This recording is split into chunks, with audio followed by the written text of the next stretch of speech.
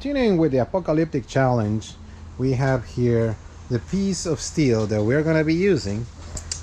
This is a big chunk of the leaf spring. You can see in the background we separated all the leaf spring into all the layers that it comes with.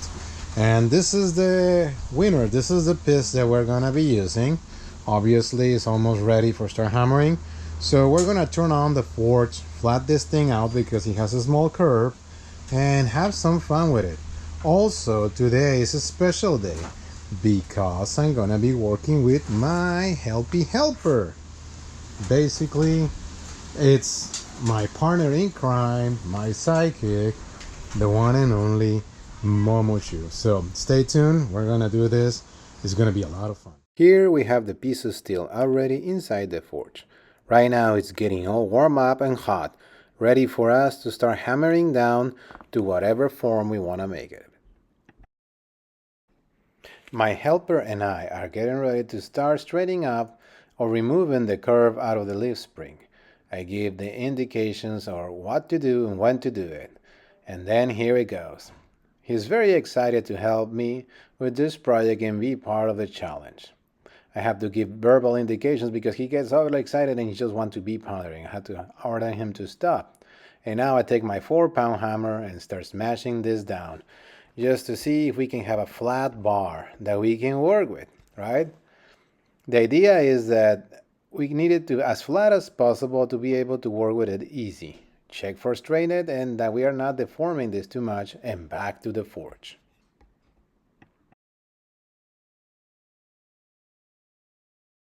Here we continue with the process. My helper says hello to all of you.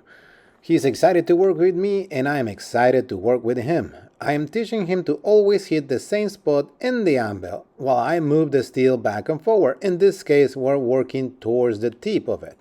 Always checking if we keep the bar straight and flipping it around to work both sides equally.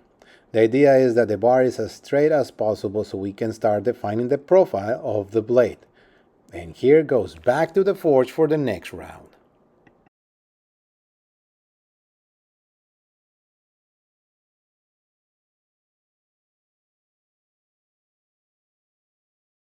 In this round, my helper needed a break and some water, so I grabbed the bar by myself, a 4-pound hammer, and start straightening this thing up.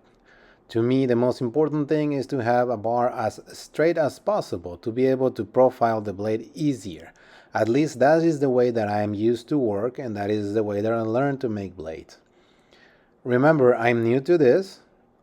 I'm still learning, so you're going to see a lot of mistakes, bad techniques, and many other stuff. But again, I'm just trying to document my process during this Apocalyptic challenge and the weapon that I'm building. Checking the bar one last time, few touches here and there, and back to the forge it goes.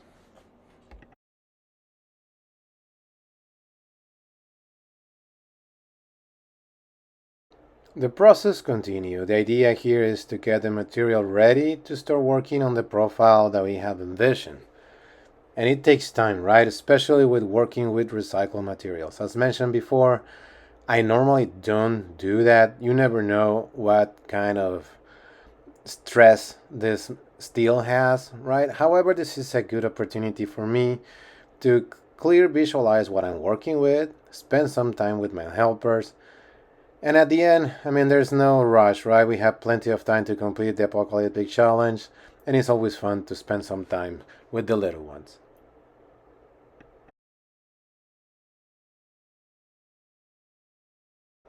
Here's where the fun begins. We have more than half of that bar already flat, and we're gonna start working on profiling what is gonna be the back of our blade. So far I haven't decided if I will leave the 2.5 inches wide that this thing is.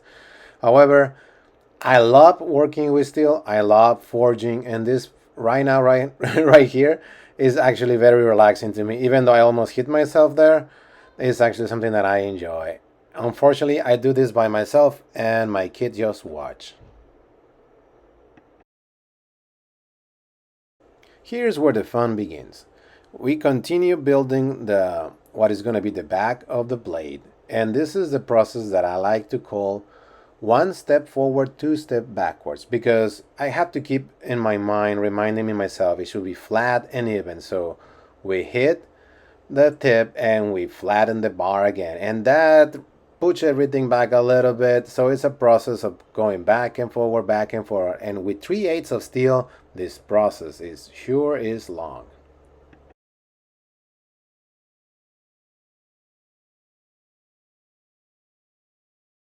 Here you're gonna notice that I'm striking both corners of the bar. The idea is to round the tip. So when we start creating a diagonal, we don't the metal doesn't push into itself and create what we call the nasty fish lips. So you're gonna notice that eventually I will flip the bar and start striking the other corner, and in that way we ensure that both sides are struck the same amount. Here the hammering continues. This is what I like to call the fun part. I really like the process of forging a blade more than actually making a blade. That's why I decided to do this apocalyptic challenge. It's very tiring. This is our light blows, because I'm just trying to give form to the tip of it more than actually start moving a lot of steel. I check both sides to see if they're equal, and again, make it flat and even, flat and even. That's how I like to keep it. Even though it's a slow process, well, I'm here for the long run, not for the actually fast run. The hammering continues. The bar is getting hotter and hotter. It's getting harder to hold. My kid saying hello to everyone in the back. He's actually controlling the camera. Wow, my hands are getting tired. The steel is slipping out of the anvil that I have. It's a small anvil.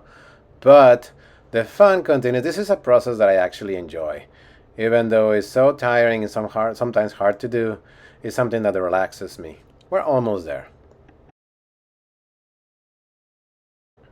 In this round, if you pay attention, you're gonna notice that what I aim to accomplish is getting there. The tip is getting rounder and rounder. Like I mentioned before, moving 3/8 of steel is something new for me, and boy, is hard to do. Now I understand why everybody has a press or an hydraulic hammer or something of the sort, because this process manually, it is really hard to do, but you know what? It's fun. So pay attention, folks, and you're gonna notice that this thing is getting round.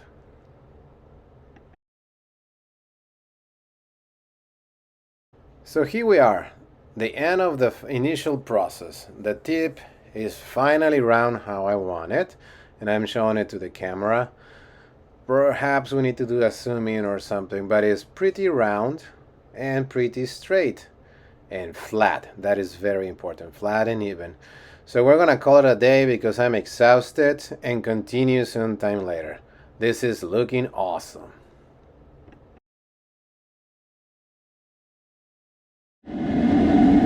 Hello world, and we are back at it.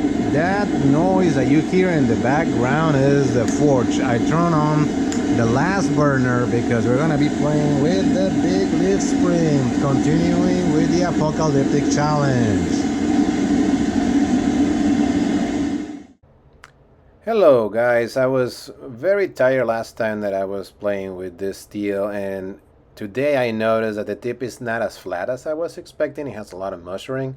So here we are one more time, making this bar as flat as possible. It's always good to work with a flat piece of steel and understand how the steel is moving when we hit it. I do not like to leave the mushering for too long, because it becomes a problem later. And since I don't have a press or anything like that, I flatter things by hand.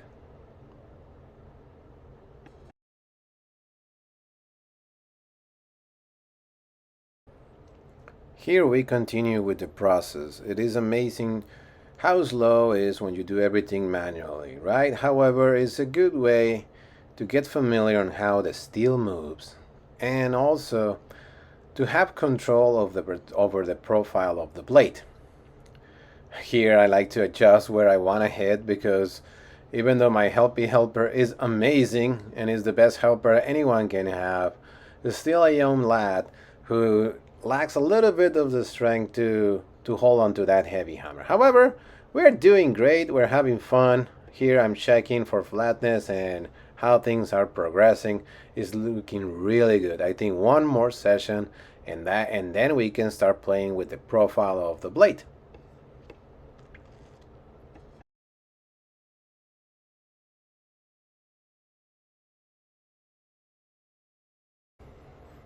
This is our last round with the flattening hammer. We are excited because things are moving faster than we were expecting, and we're getting ready to start creating a blade. Even though this is the last time, we are both really tired, right? Hammering this thing by hand has been challenging and informative at the same time. So the blade is gonna come up soon.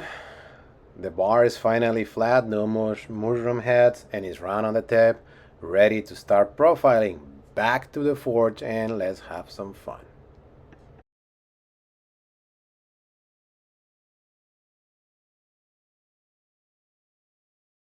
Here we go. It's time to create the profile of the blade. I always check how hot it is so I have an idea of how long I'm gonna last holding it with the glove, right? So we start hitting that corner or that round part in a 45-degree angle, trying to create a slope or what is gonna be the back of our blade.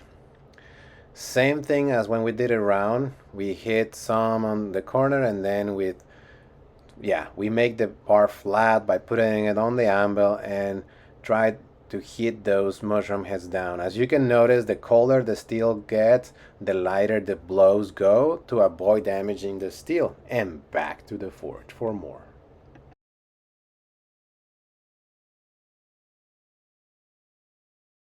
As you may have imagined, this process is gonna be long. However, for some reason I managed to get all the slope today. It was a lot of fun, a lot of work. So here I'm doing some more hammering, right? Now I have a small slope so I can go up and down while the steel is still yellow and then turns orange.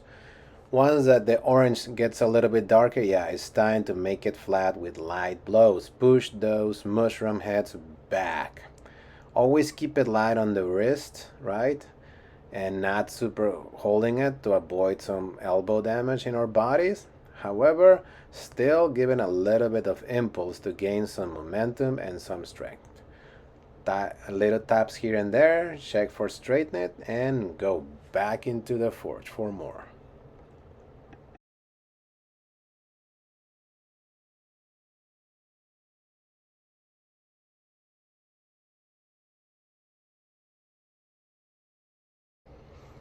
Here you're going to notice that things are looking more interesting, right? We take our bar, we put it on the anvil, grab our favorite hammer, and keep hammering down.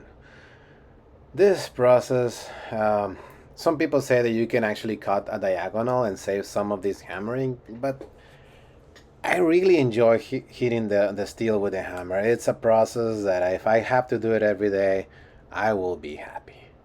It relaxes me, and like I always say, I'm more about forging a blade than to actually making a blade. So this process for me is actually fun. Keep it flat and keep making progress. We can actually notice that the slope is more pronounced, and now we are getting someplace.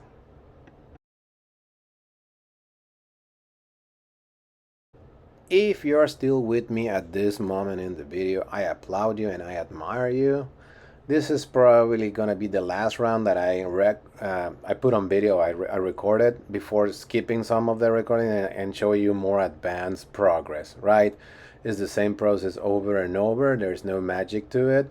The slope is getting bigger, and like you notice, the steel is kind of rolling into itself, so we are not rolling into itself, it's just rolling towards the tip, so it prevents us to create those fish lips, the nasty fish lips. So rounding first your bar of steel is actually a good idea. This is something that I learned from Mr. Dennis Tyrell. Basically most of the things that I know I learned them from him. So back to the forge, and probably gonna skip some rounds of hammering for you guys to be more entertained and show you final results for today.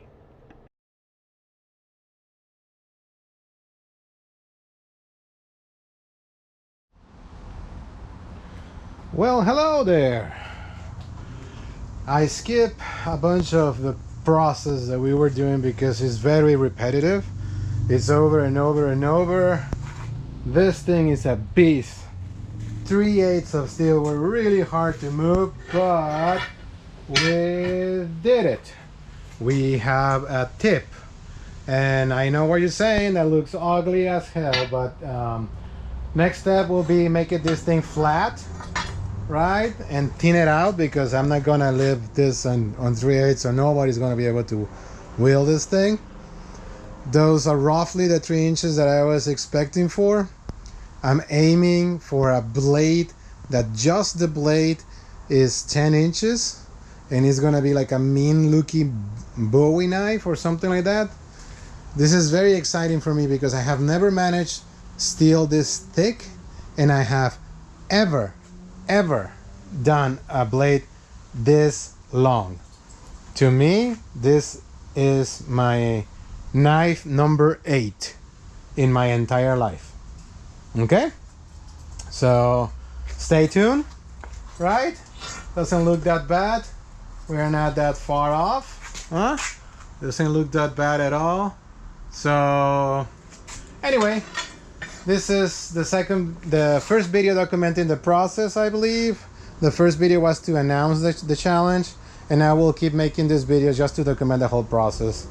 It is August 23rd, and we have a deadline for October. Okay, see you guys.